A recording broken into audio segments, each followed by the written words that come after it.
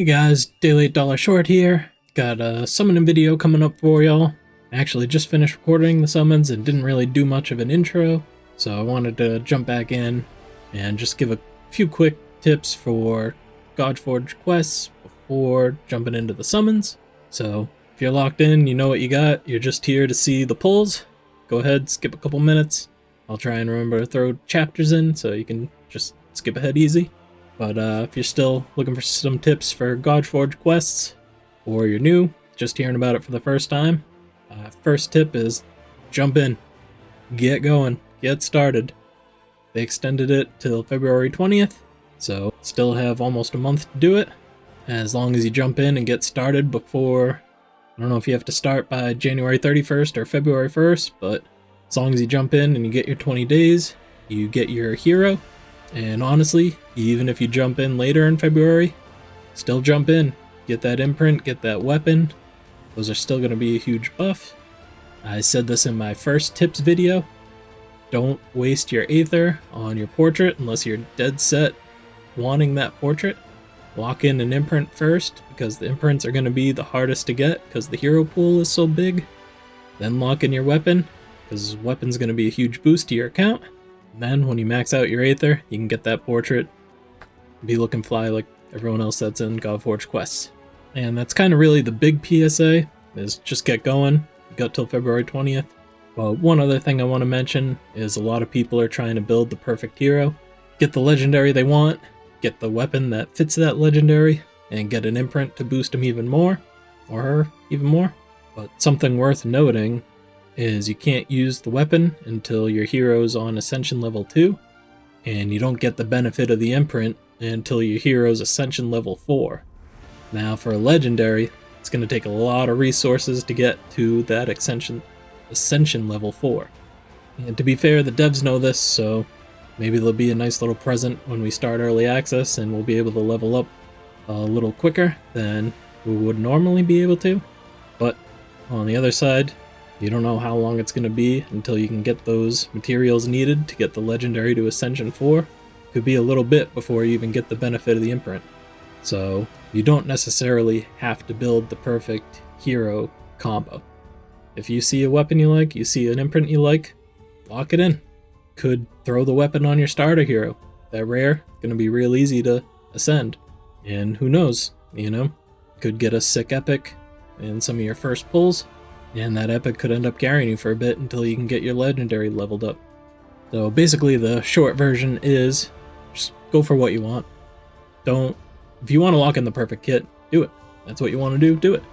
But if you just want to pick out things that you think are dope, that you think are going to be good in the long run, or even help you boost your start, just pick them out. The game literally hasn't even started yet. It's just a free bonus that you're getting at launch. So you're not going to brick your account by picking the wrong free bonus. Like, this is going to help you. It's free added stuff. So even if you just think it's cool, even if you just like the appearance of it, do you. And yeah, with that out of the way, let's get into these summons. I was actually just working on a tier list video, and honestly, it's getting a little late. Eyes are starting to burn, so I had to pause the tier list for the night, and I'll pick it back up tomorrow. But before I jumped off, I've been saving these summons all week. See, I got 540 of them. Figured I'd make a quick pull video. I've really kind of pushed my patience. I'm not good at saving summons, so I'm ready to rip these. For a little teaser, let's start off with the free-to-play. I have not been saving these summons. That's kind of part of how I've been getting through saving the summons on the other account by doing a couple here. As you can see, I got a real solid setup right now. If OBS wants to cooperate. I'm over here now. But yeah, you can see I got Sun Wukong, I've got Future Sight, and Forge Fire. Not really sold on if I'm going to keep Forge Fire or not, but right now that's where I'm at.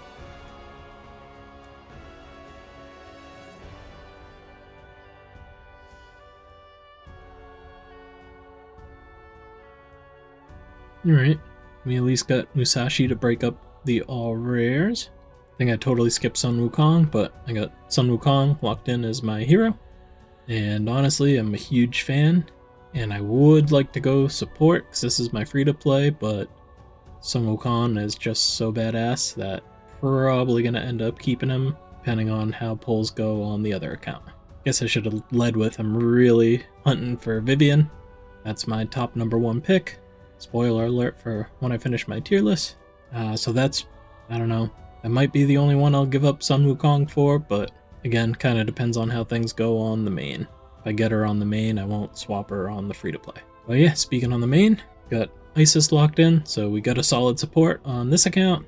Also have Forge Fire, but really like Excalibur, so I have Excalibur locked in case I change my mind. And Imprint, also have Future Sight, and I have Sun Wukong's Imprint locked in, which, depending on what I end up with my hero, I might switch to that. Big fan of that Imprint. But yeah, 540 summons, hoping for Vivian. I do like Isis, but honestly I'm a fan of Slayers, and I would probably take a Defender over Isis as well.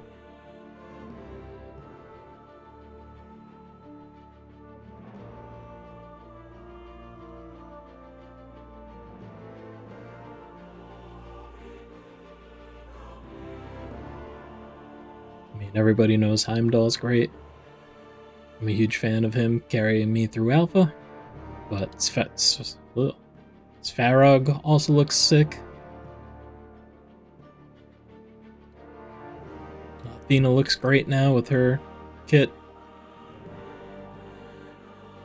And also Anu being able to place Phoenix on the whole team.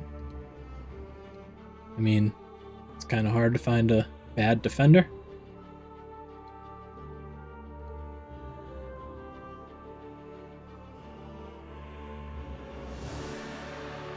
Also wouldn't mind a brawler. They're nice and easy to take keep alive. And obviously, wow, this is rough. Obviously they do a lot of damage. And a lot of them have some pretty sick buffs or debuffs for the team, or enemies, obviously.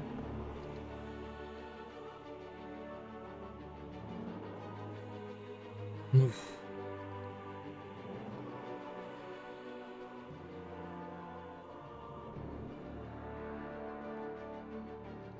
Don't think the rates would be that bad, but in the minigame, there's no pity. So not having that bar where you're like, alright, it's been this rough, I'm gonna get a Lego now. It hurts when you just keep going and going without hitting gold.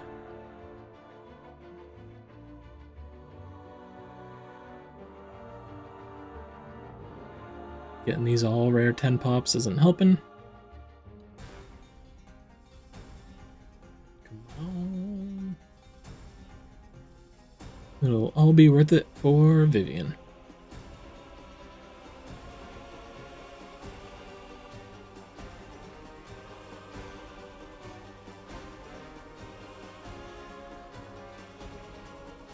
For Slayers, I would definitely be pumped to get a Sizzon.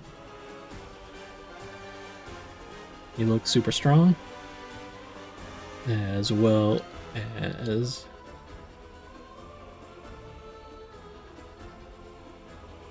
can't think and click at the same time, as well as Ares. I really like Ares's kit.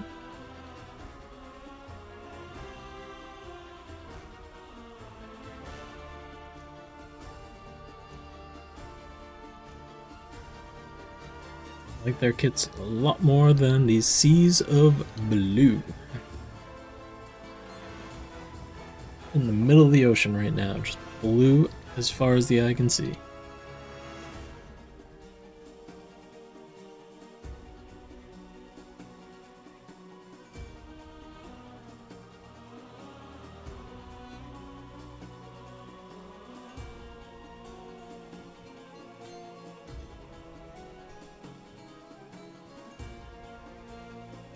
Anytime the CC luck wants to kick in.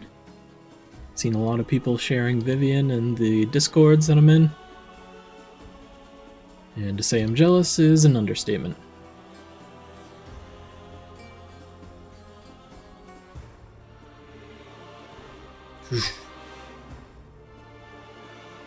Alright, we're gonna back out real quick. Let's look at weapons. Yep, some cool choices here. Yep, some cool imprints in here. 180 left. Oof. That was really rough. Almost 400 pulls.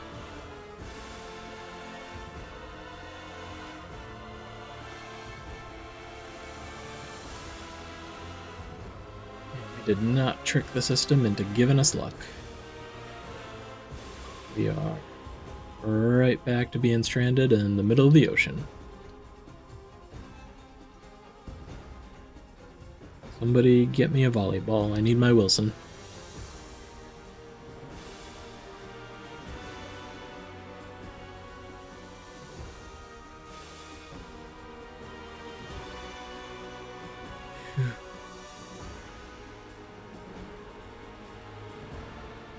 Come on, late minute save. Can we get a late minute save?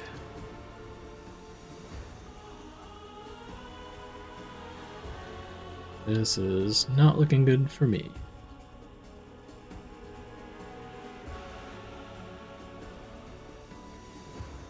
It's not looking good for you unless you enjoy watching me suffer through these... through no luck.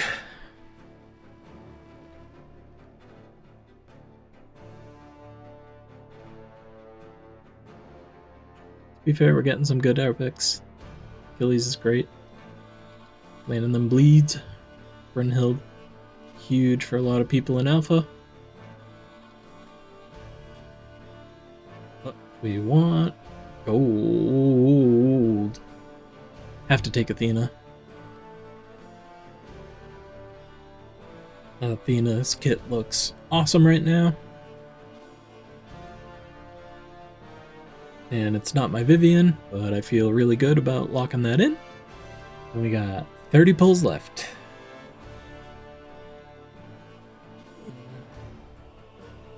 Athena makes things really difficult because there's a lot of cool champs, and I don't think I'd switch her out for anyone but Vivian at this point. Oh. Well, definitely can't complain. Athena's ridiculous. For anyone wondering why she's so ridiculous, she's defender, great defense in arena battles, leader bonus. Her basic attack 1 enemy, place defense up 2 on all allies for 1 turn. So you're putting a great buff on all your allies, helping keep them alive. I'm not too focused on the multipliers right now because we've heard from the team that they still have a lot of testing due, so they're testing to do. So there could be a lot of adjustments on multipliers still to come. But for her core, it's a 4-turn cooldown, scrolls down to 3, places a shield on all allies, reduces the damage inflicted to all allies by 5%, stacking up to 3 times. So you're getting a great big old shield, depending on if this multiplier holds or not. But either way, you should be getting a strong shield, and you're also increasing the damage reduction on your allies. And if it's a long fight, it's going to stack up to 3 times and just be a permanent boost to your damage reduction. And her ultimate, she starts with 300 divinity, it costs 1600, and she attacks all enemies with a 80% that scrolls to a 100% chance to place Petrify on each target for 1 turn. And if this hero's under a shield, the Petrify cannot be resisted or blocked, which is just insane that such a strong disable on an AoE ability can't be resisted or blocked. In theory, she has the core, she has the shield on her core, so you can place the shield, and if your ultimate fills up on an ally's turn, if it's the same as the alpha, you can boom, go straight into your ultimate, petrify the whole team. Now the whole enemy team lost their next turn, and it can't be resisted or blocked. So you got a nice 1-turn buffer to do whatever you want. Have your way with the enemy team. And then her passive, each time an ally is attacked under shield, heal the hero for 50% of the damage inflicted to the shield. If the shield is depleted or removed, has a 50% chance to place Petrify on the enemy for 1 turn. So it's great if the shield is helping to keep your ally alive. They're going to get a heal, helping them stay alive from the attack. And if the shield's depleted, get another chance to take away a turn from one of the enemies. I am super pumped to have her, and I'm gonna leave Forge Fire in the slot for now, but there's a much better chance of me switching to Excalibur with Athena locked in, having her shield and her increased defense. It'll be great increasing the damage inflicted by the allies when she's placing buffs on all the allies. Caveat is the buffs have to be active that were placed by her, so it's not like a constantly stacking effect. But if you have your shield and your increased defense up at the same time, that's still a nice boost having 2 buffs increasing the damage that all allies inflict. I will say I'm also really torn on the imprint, because I think Future Sight is just insane. And we know Eternal Heroes are going to be real hard to get, so Eternal Imprints are going to be even rarer. But that Sun Wukong imprint, Athena gets killed, it's going to place Immortal on her for 2 turns, and then she comes back and shields or places Petrify, and boom, right back in the fight. So I don't know, I think Sun Wukong would be better fitted for Nuker just for the joining ally attacks. So I probably will stick with Future Sight, but we got till February 20th to figure it out, so see how I'm feeling then, and what changes come in the next, basically in the next month. That's all I got for this one. Thanks for watching. Please like and subscribe if you enjoyed it, and if you want to see more, then yeah, good luck on your pulls. I didn't get my number 1, but super pumped about Athena. That's it for me. Have a good one.